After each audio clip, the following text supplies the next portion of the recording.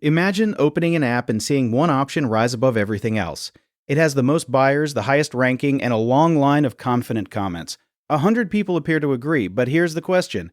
Are you looking at 100 independent judgments or one early judgment copied 99 times? That difference matters because popularity feels like evidence. When we are uncertain, the crowd seems to know something we do not, and sometimes it does. But if later choices were shaped by earlier choices, the size of the crowd can exaggerate the amount of information behind it. A large consensus may be carrying only a small number of original signals. This video is about how to tell the difference, not how to be contrarian, not how to assume that everyone else is wrong. The goal is more precise, to recognize when agreement contains independent information and when it is mostly an echo. Robert Cialdini describes our tendency to use other people's behavior as social proof. It is a useful shortcut. If a restaurant is full and the one next door is empty, the busy room may really be better. Other customers have tasted the food, compared the price, and made a choice. Copying them can save time. The shortcut becomes especially powerful when the decision is difficult. The less private evidence you have, the more weight you place on public behavior. You do not know the chef, so you look at the line. You do not understand a new product, so you look at the rating. You do not know what a price move means, so you look at what everyone else appears to be doing. Here is the hidden problem. Public behavior can be both an answer and an influence on the next answer. The first few people choose the busy restaurant. The next person sees the line and joins it. A fourth person sees an even longer line. Soon the line looks like stronger evidence, even though part of its growth came from people reacting to the line itself. The number of people increased. The number of independent reasons may not have increased by the same amount. Economists call one version of this an information cascade. Lisa Anderson and Charles Holt built a simple classroom exercise to show how it works. Students make decisions in sequence. Each student receives a private signal, but also sees the public decisions made before them. At first, private information matters. But suppose the first two decisions point in the same direction. The third student may receive a signal pointing the other way. Even so, following the first two can be reasonable. Two visible decisions may seem more informative than one private clue. Once that student follows the pattern, the fourth student sees three matching decisions. The public case now looks even stronger. But the third decision did not necessarily add new evidence. It may only have repeated the information already contained in the first two. The fourth person cannot see that distinction. A copied choice looks exactly like an original choice from the outside. This gives us the first judgment test, and it arrives much earlier than most people use it. Before asking how many people agree, ask how many people could have reached their conclusions independently. 10 decisions made from 10 separate sources are different from 10 decisions made while watching the same ranking, the same price chart, or the same influential account. Notice what makes this uncomfortable. Nobody in the cascade has to be foolish. Later people can copy because copying is individually sensible. They have limited time and limited information. The mistake appears only when an observer counts every visible choice as a fresh signal. Individually reasonable behavior can create collectively misleading evidence. The cascade also hides its own history. Once you see a row of matching choices, you usually cannot tell which people acted on private information and which people acted on the row. The interface shows 10 votes, 10 purchases, or 10 decisions. It does not show the family tree of those decisions. That missing history is exactly where duplicated evidence disappears from view. This is why the right unit is not always a person. Sometimes the right unit is an independent source. 5 people who inspected 5 different documents may give you 5 useful signals. 50 people who repeated one confident summary may give you something closer to one signal with a large distribution network. This is also why popularity can become partly self-producing. In 2006, Matthew Salganik, Peter Dodds, and Duncan Watts created an artificial online music market with 14,341 participants. People listened to unfamiliar songs and could download the ones they liked. Some participants made their choices without seeing what others had chosen. Others could see information about previous downloads.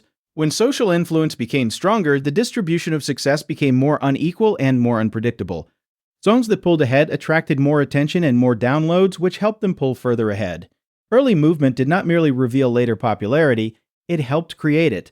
The result was not that quality meant nothing. The best songs rarely did very badly, and the worst rarely became the biggest successes. That boundary is important. Social influence did not erase quality. It widened the range of possible outcomes between the obvious extremes. Think about what a ranking does in that environment. It does not simply report the past. It changes what receives attention in the present. Attention creates more opportunities to be selected. More selections improve the ranking. The ranking then appears to confirm that the item deserved the attention. A measurement has entered the system it was supposed to measure. That feedback loop is common in digital markets because visibility is scarce. A product near the top of a page is easier to notice. A post with activity is easier to trust. A fund, company, or idea that dominates discussion is easier to investigate than one nobody mentions. None of this proves that the popular option is poor. It means that exposure and evaluation are no longer cleanly separated. So the lesson is not popular things are bad, it is that the final ranking combines at least two kinds of information: what people thought about the songs and what people saw other people doing. If you treat the ranking as a pure measurement of quality, you silently count the second force as if it were the first. The same distinction matters whenever money and uncertainty meet. A rising price, a crowded trade, a bestseller label, a 5-star average, and a flood of confident commentary can all contain useful information, but they can also be connected to one another. A move creates attention, attention creates discussion, discussion attracts more participants. Their participation becomes a new reason for the next group to join. From a distance, the process looks like many people independently discovering the same truth. Up close, some of those decisions may descend from the same early event. Imagine seeing 4 forms of confirmation at once. The price is rising, search interest is rising, commentators are discussing the rise, a most watched list now features the same asset. It feels like 4 signals, but the search activity, commentary, and ranking may all be reactions to the price move. What looks like 4 independent confirmations may be one event viewed through 4 different dashboards. The distinction is not semantic. If all 4 signals share one origin, new information at that origin can reverse all 4 together.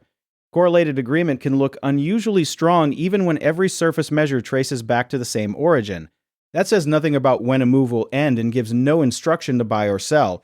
It simply changes how much independent weight the apparent confirmation deserves.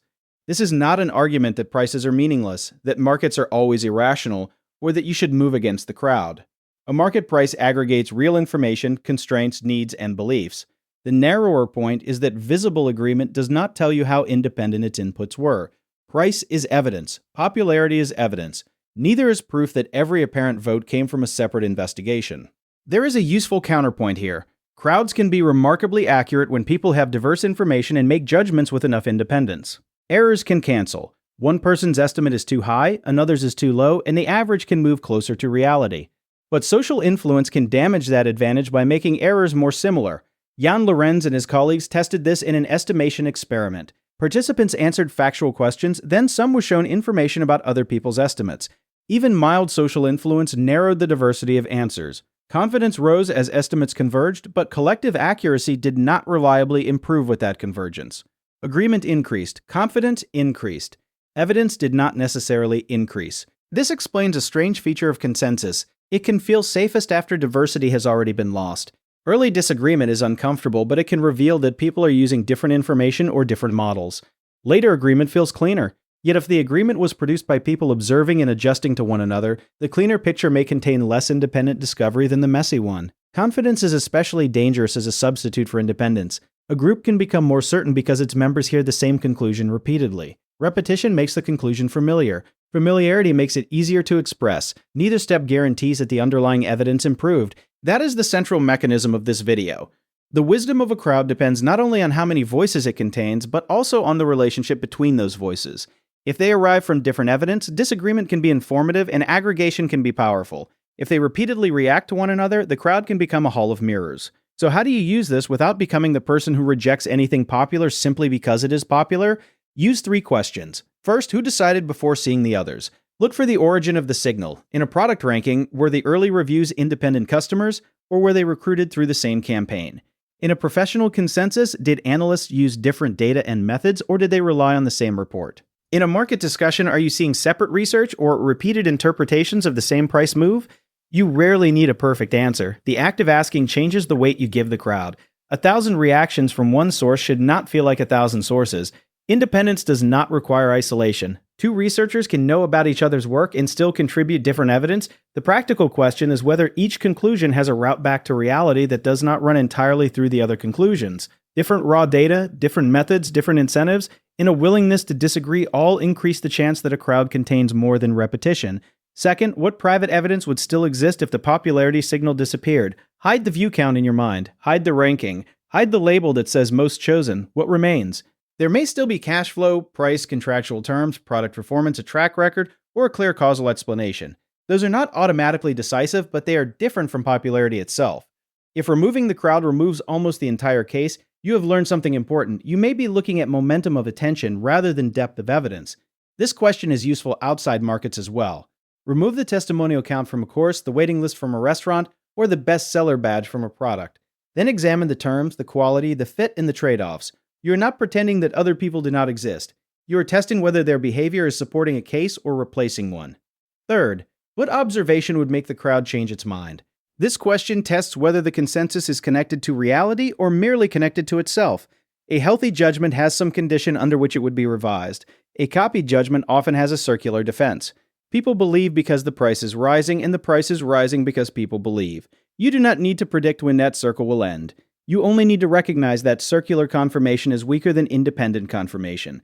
These three questions are not a formula for making the opposite choice. Sometimes the crowd will still be right. Often it will know more than any individual. The questions simply stop you from counting duplicated evidence at full value.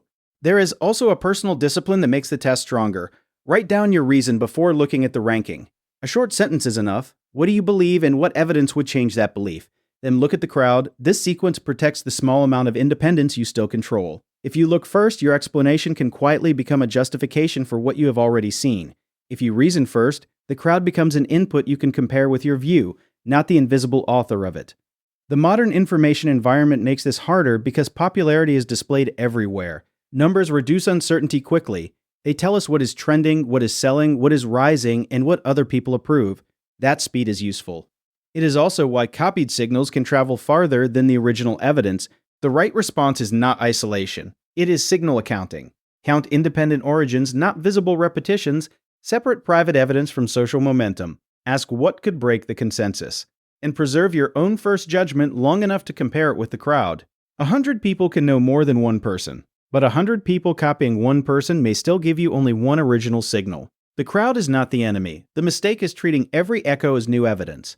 So the next time a choice feels obvious because everyone appears to agree, ask one question before you follow. Who copied whom?